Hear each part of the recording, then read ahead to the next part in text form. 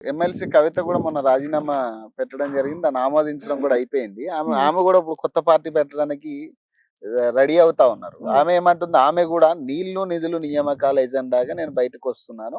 ఉమ్, compulsory ప్రజలకి ఏదైతే అన్యాయం జరిగిందో 12 సంవత్సరాలుగా ఇక నుంచి దాన్ని ప్రశ్నిస్తూ ప్రజల కోసం నేను పార్టీ పెట్టబోతున్నా అంటుంది ఆమె. ఉమ్. ఏం చెప్తాను, నమ్ముతావా మరి పార్టీ? నీళ్లు నిధులు నియామకాలు ఉమ్, ఇది నేను చెప్తున్నా కదా. దీన్ని ఈ మూడింటిని పెట్టుకొని ఆ ఎజెండా పెట్టుకొని రాజకీయాల్లోకి వస్తారు ఎవరైనా ఉమ్, వస్తారు. ఇది ఒక ఆయుధం.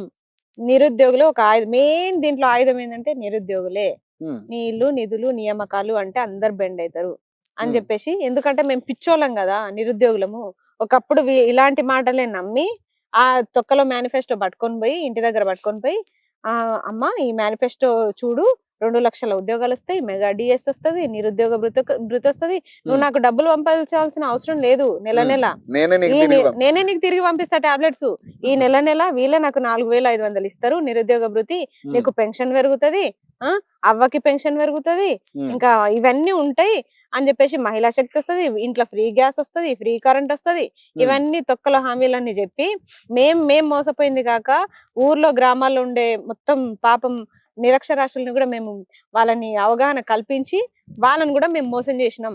ఉమ్, ఆ ఉసురు మాకు దాక్తది, ఇప్పుడు బరాబర్ దాక్తది. ఉమ్, మా తప్పు ఉంది దీంట్లో. ఉమ్, వాళ్ళకి అసలు ఏం తెలియదు పాపం. మేమే పోయి మాకే తిన్నది అరగక మేము పోయి వాళ్ళ దగ్గరికి వెళ్ళి అవగాహన కల్పించి కాంగ్రెస్ పార్టీకి ఓట్లు వేయిస్తే ఈ రోజు కాంగ్రెస్ పార్టీ అధికారులు కళ్ళకి నెత్తికి ఎక్కినాయి వాళ్ళకి. ఉమ్, ఫస్ట్ ఆఫ్ ఆల్ ఇక వీళ్ళకి ఏంది చేసేది, ఇంకా అయిపోయింది 2 సంవత్సరాల తర్వాత ముచ్చట.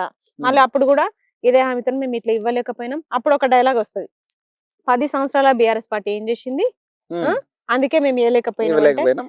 అయ్యో మీకు ఎన్ని సార్లు చెప్పాలి, వాళ్ళు ఇవ్వలేదు కాబట్టే మిమ్మల్ని ఎన్నుకున్నాం. అవును, మీరు ఇవ్వకపోతే అవును. మళ్ళీ ఎందుకు ఎన్నుకుంటాం? మళ్ళీ ఒక 5 సంవత్సరాలు మేము మీతోనే భరించాలా మేము? ఉమ్, ఇక జాలిగా ఈ పార్టీలకు దండం, ఉమ్. పార్టీలకు దండం. స్వతంత్రంగా ఎవరైతే వస్తారో స్వతంత్ర అభ్యర్థిని ఎన్నుకోవడానికి మేము సిద్ధంగా ఉన్నాం.